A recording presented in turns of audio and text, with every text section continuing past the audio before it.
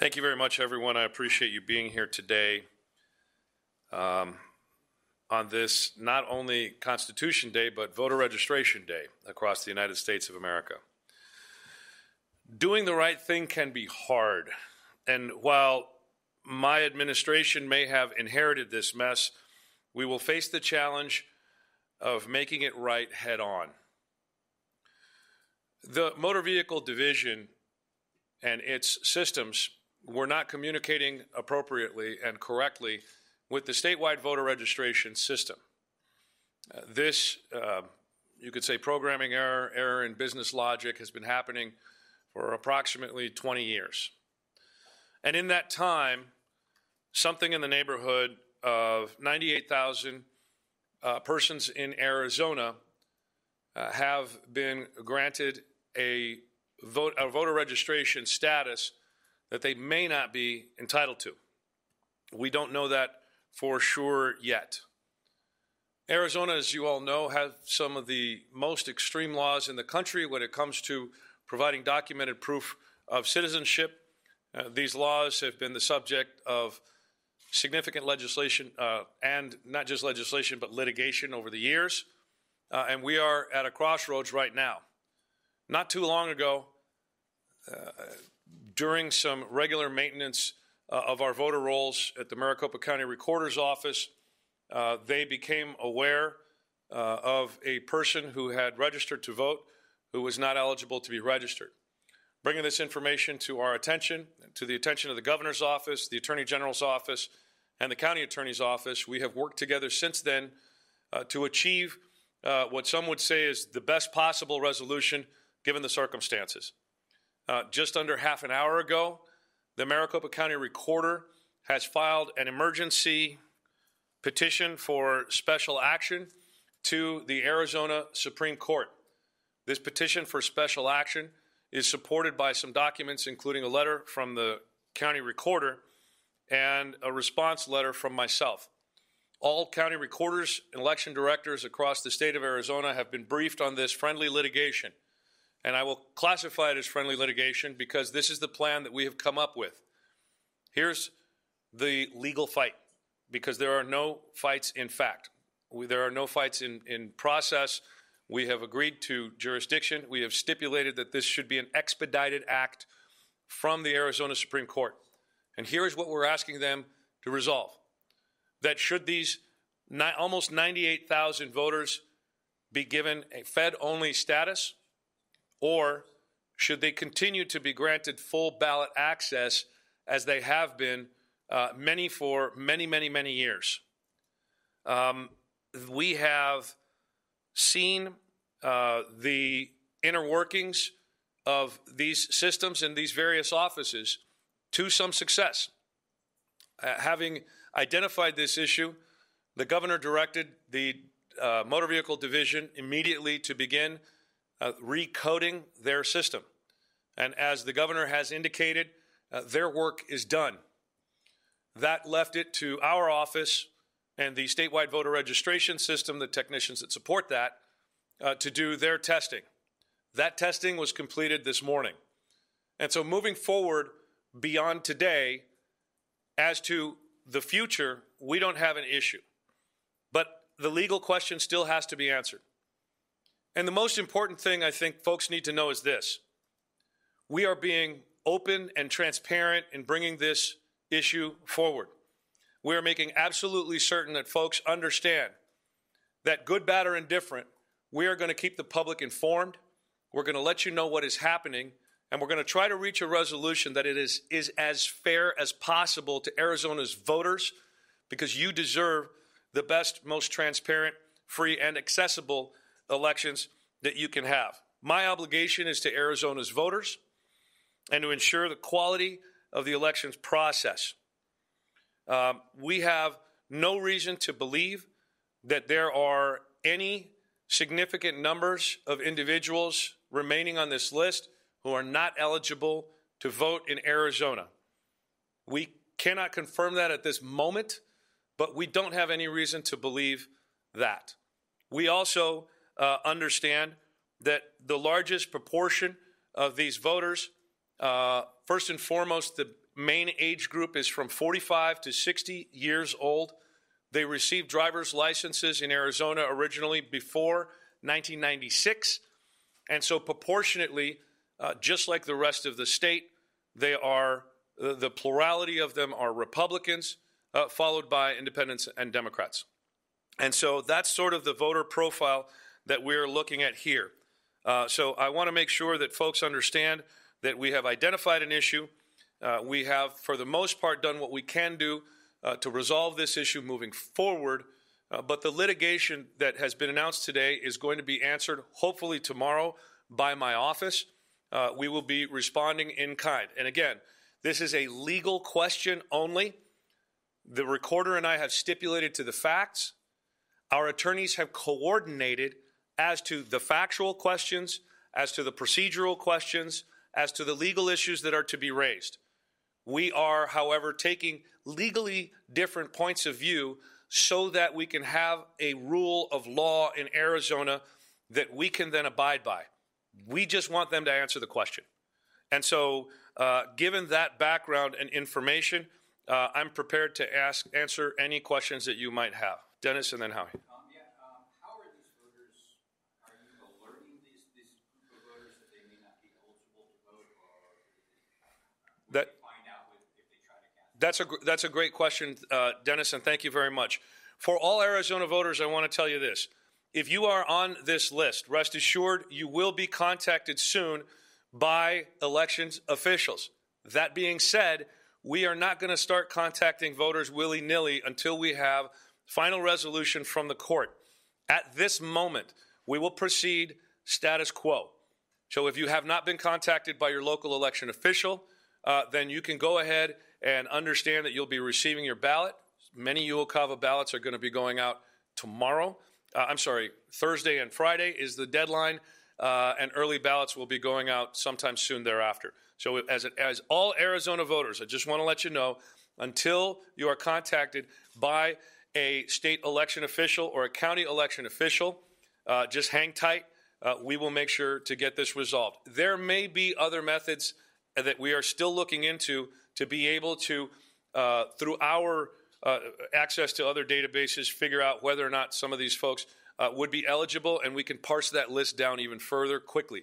We're still exploring those options. Howie. Let's talk about the remedy here. Let's assume the Supreme Court sides with Mr. Richard and says these 98,000, whatever the final number comes down to, should be given federal-only ballots. What's the remedy if I'm one of the people who's notified, by the way, you're only going to get to vote for or against Trump, etc.? Can I go down to a county office with my documented proof of citizenship? Can I show up on election day with a passport or something else? What's my remedy if, in fact, I'm on the list and the Supreme Court sides with Richard? What we can say is if the outcome is as is being litigated by the county recorder's office, which I'm not saying whether he agrees or disagrees. We're just taking legal positions differing so we can get the rule. Should the Supreme Court come down on the side that these folks should become Fed-only voters, we will advise voters appropriately, and the last day and moment to present proof of citizenship will be 7 p.m. on Election Day. We are continuing to advise folks to vote early and to make sure that you get through the process as quickly as possible. But until that announcement gets made and folks get notified, we're asking folks to just stand by. So I'm presuming that you're counting on the fact that by the time early ballots go out on the 9th, I guess, of October, you will have a definitive ruling from the Supreme Court so that the early ballots being sent out will reflect federally versus state. That's correct. And we have seen this before in Arizona elections where a smaller group than the whole of voters have been inadvertently given a ballot. This happens occasionally, and we make those corrections by notifying those voters and then directing them to which appropriate ballot should happen. So we're hoping the Supreme Court will act swiftly once we get our response into the lawsuits that have been filed. And under that guidance, then we can move forward in conjunction with all of Arizona's elections officials. One other technical question. As you know, there's litigation by certain groups against the 15 county recorders who accuse the recorders of not doing proper citizenship checks, whether it's using the SAVE system are you concerned that they are going to try to intercede and slow things / muddy things up? I think that the Supreme Court will appreciate the exigent circumstances here and act with alacrity. Yes. Senator Fontes, you stressed transparency during this process. County Recorder Richard said he made his discovery last week. Yep. Why are we only finding out about this in the last 24 hours? That's a great question. You're only finding out about this in the last 24 hours because we wanted to make absolutely certain that we could answer the questions that you're going to have intelligently, that we could start finding resolution to some of these problems, not just on the technical side of the House, but also on the legal side of the House. And so while this discovery was made several days or a week or so ago, I can't remember the exact date, we wanted to make sure to get all of our ducks in a row before we came and presented this. Transparency is one thing. But because of the conspiracy theories and misrepresentations that have been made about all parts of our election systems, not just this part, we wanted to be absolutely sure that we had all of our facts straight before we brought it to the public. But let me note, again, we are bringing this to the public. There may have been some attitudes in some corners about let's just make it through this period. No one's going to notice. That would have been the wrong thing to do.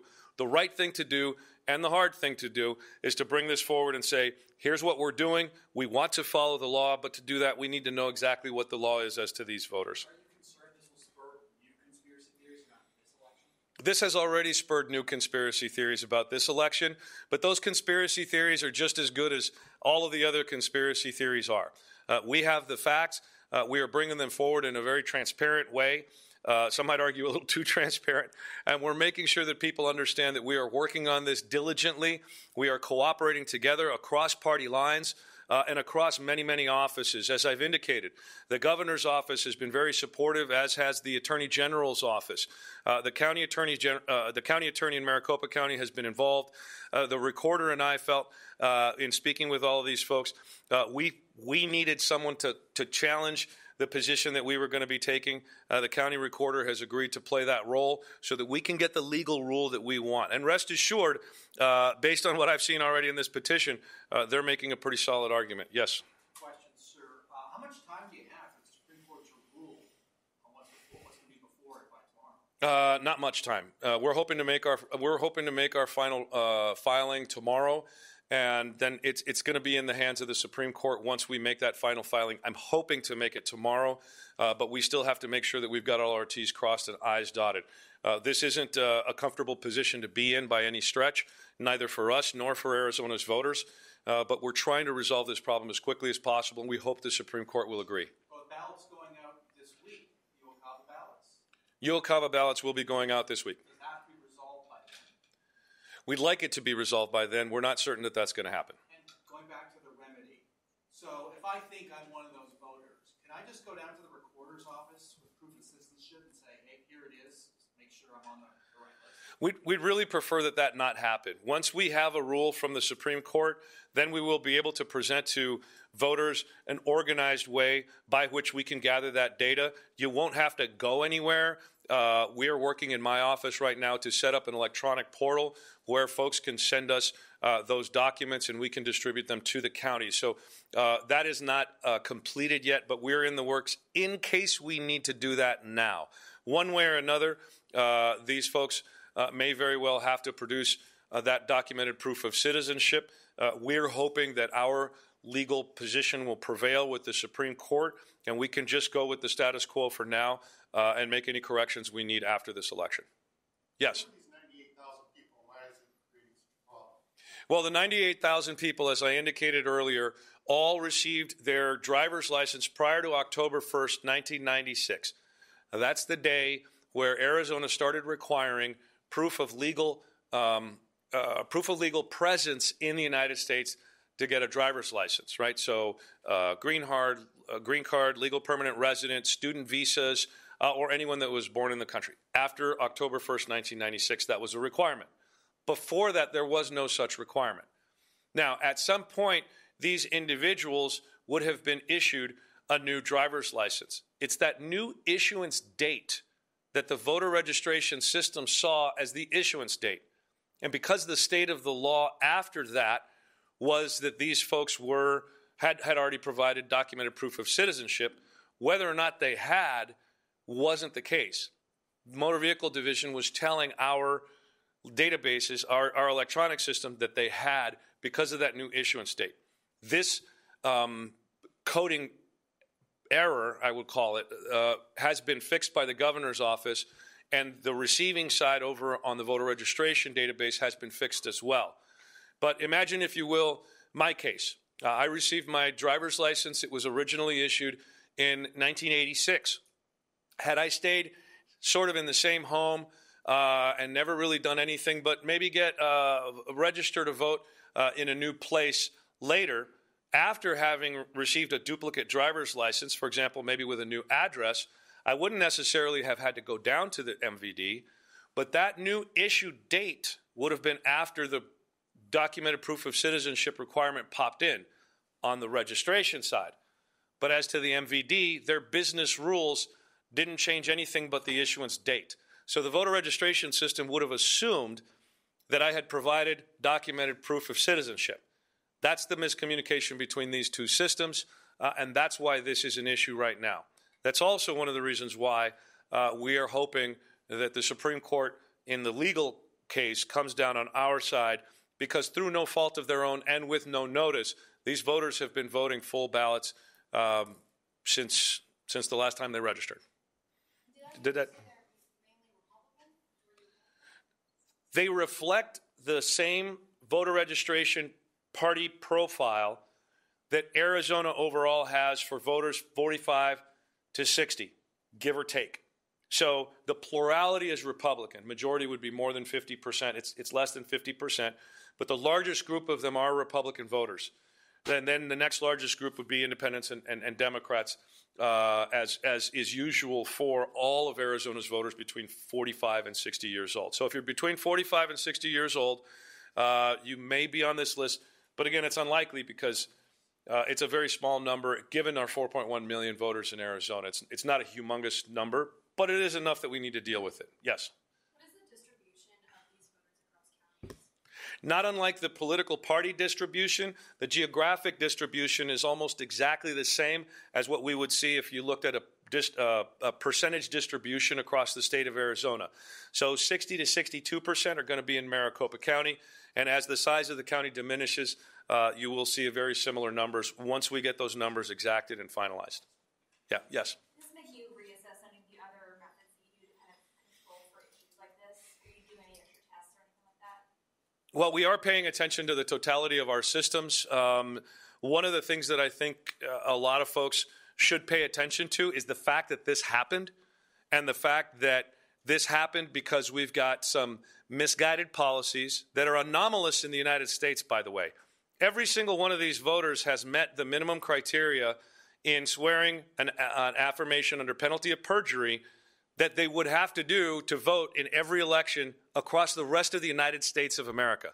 Only Arizona has this, what I think is an unreasonable extra burden on its voters. And so that's why they get to vote Fed only in the worst case scenario here. So we're hoping they can vote the whole ballot. But as to your question, we're absolutely going to be looking at as many of the other systems as we have to see that this works. But I do want to expand a little bit on that. This happened because we've got policies that are being driven by conspiracy theories, and we have for a long time. It has never been the case in the United States of America or in Arizona that non-citizen voting has been anything other than vanishingly rare. And yet we have a very onerous system. And assumptions are being made by lawmakers that you can snap your fingers and solve these problems by comparing this database and that database. Obviously, that's not true. But it's even less true where you have systems that are not only outdated, but underfunded. 2 years ago, I asked for a budget that would have allowed us to do the full-blown survey that we might have been able to find this without any guarantees, but we asked for that money, and we didn't get it. We asked for those technicians, and we didn't get them.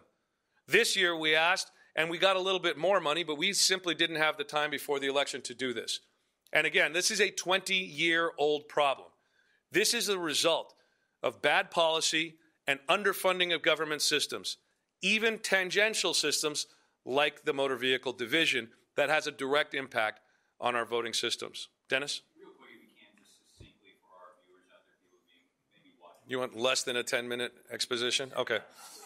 The difference between what the remedy that Richard is looking for in you. In this friendly lawsuit, the recorder is asking all of these voters become Fed-only voters. I am asking that all of these voters are able to continue to vote the full ballot as they have been doing for years. And one last thing, you suggested that earlier that people wanted to sweep this under the rug. No, I think that was part of the conversation of what we were supposed to do, what we should do. I think sweep under the rug is a little, that's not really a good, well, no, I don't think I used those words. But one of the suggestions when we throw all these ideas on the table, we throw them all on the table, and one of them was, let's wait until January and figure it out then. And that's not obviously the path that we took. What about accountability? Is there anything that you're looking to, or is it more important to just go forward and make sure there's no other issues that you need to contend with? Yeah, as to accountability, I simply have to say what I said earlier. My obligation is to Arizona's voters and to ensure that we have quality election processes in Arizona. There are investigative and prosecutorial bodies who might be looking towards these sorts of things. That is the business of other departments. My job is to be the chief election officer and make sure these systems work well. And when we see an issue, we identify, bring the issue forward, and then we try as quickly as possible to resolve the issue, hopefully with the help of the state Supreme Court. Yes. Sorry, well, let me let her have the follow-up here. Are you going to set up a website or anything like that so if people think they are affected, that way they don't have to fish through the entire website just for this issue? Yeah, as it stands right now, we don't have that resource for our voters because we don't know what the court is going to say yet. But once the court makes its determination, then we will announce to folks how it is they can go see whether or not they are on this list. And if they have to do anything, yeah. Are you aware of or anticipating any other parties, legislature or the state Republican Party jumping into this lawsuit? Would that complicate, the timing of this action? Well, frankly, it might complicate the timing, but I would invite concerned parties to jump in as quickly as possible and prepare as quickly as possible. My general counsel is available for any questions that any of those parties might have to be able to discuss what some of the themes in our response are going to be. Again, this is as friendly a lawsuit as you're ever going to see, right? We've talked to the recorder about this. Our lawyers have been talking to their lawyers consistently. And so folks that might want to get involved in this, I can't believe that I'm asking more folks to jump into litigation. Usually you don't want that. But in this case, we want to make sure that all voices are heard. But if they're going to get heard, we need folks to work fast. Yes. As you know, we have two individuals with very little of this type of experience running for the recorder's office. Given that the recorder was going to caught this, can you speak to the need to have, folks who have that type of experience in these positions? Well, here's the interesting thing. When I was elected in 2016, I'd never run elections, and when Mr. Richard beat me in 2020, he hadn't either. This is an office at Maricopa County that is filled with very experienced people. And I believe in the work that they do. They've continued to do strong work under Ms. Purcell's leadership, under my leadership, and now under Mr. Richard's leadership. The policy questions are the ones that are approached up at the higher levels. So this is one of the really important things I think that needs to be understood as well. The conspiracy theories that we've seen have chased away a lot of that experience across the state and across the nation. And the fact that we're having this discussion about this, what will be a controversial issue, should be clear evidence that those of us who are interested in facts and getting the job done well will continue to come forward, even if we know we're going to be inviting some controversy. Just like Mr. Richard's willingness to file on his side of this petition and to technically argue his point. It is more important that folks understand that they respect the rule of law, and they're not going to be running any of their offices, whether it's an election office or otherwise, by way of conspiracy theories. That to me is the most critical component of all of this. Yes? Anticipating any lawsuits regarding long in the past or even recently in past elections, people disputing those results? Yeah, that's a great question about disputing results of past elections. To that, let me just say this. I was on the 2016 ballot, and I won. I was on the 2020 ballot, and I won. No, I lost that one. And then I was on 2022, and I won. Sorry, Howie caught me on that one. Look, bottom line is Arizona runs great elections, and there's no reason to believe that any of these folks are not eligible to be voting the way they are voting. If we find that, we will find it and deal with it. The bottom line is this. This isn't about the past. This is about what we can do moving forward. And we are going to continue to focus on the future. If there is continued litigation on past elections, Arizona has a policy towards finality, and Arizona needs to be able to move forward. We need our businesses to be able to do their business. We need law to do law. We need medicine to do medicine. We need educators to educate, all towards the future. Past grievances need to be put where they belong in the past. Secretary Fontes, how can you argue that there's no reason to believe that anyone who's voted that shouldn't be voting in these past elections when this issue is discovered? Because, if I'm not mistaken, the recorder's office found somebody who was voting when they shouldn't have been voting. Well, no, the individual actually had never cast a ballot. And the voter registration was originally made in 2022 for this individual person. This was discovered not because somebody was voting illegally and not because somebody was attempting to vote illegally, as far as we can tell. This was basic voter roll maintenance, and it showed us that there is this issue. And instead of just kind of pushing it aside and not dealing with it, we're attacking the problem and making sure that folks can continue to be confident that those of us who are running Arizona's elections, we're going to face these controversies. We're going to face these issues, as uncomfortable as that may be for us. And so I think that should actually build confidence so that folks can know, even if we do have issues, we're going to solve them. We're going to figure it out, and we're going to move forward. Yeah, Bram. Just a follow-up on that question. I know Stephen Richards said this, and perhaps you've said it already, but is there any reason to believe that any of these 98,000 voters are non-citizens? No, there isn't. Every single one of these voters has met the criteria that every other American voter outside of this state has met. They have all sworn an affidavit under penalty of perjury that they are U.S. citizens, they are over 18, and they are neither a felon or otherwise incapacitated. That penalty of perjury is important.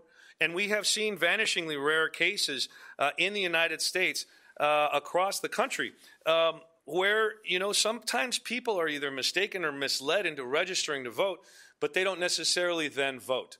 And we saw, my counterpart in Georgia indicated that there were several thousand cases they saw where people attempted to register to vote. Well, they weren't allowed to register to vote there.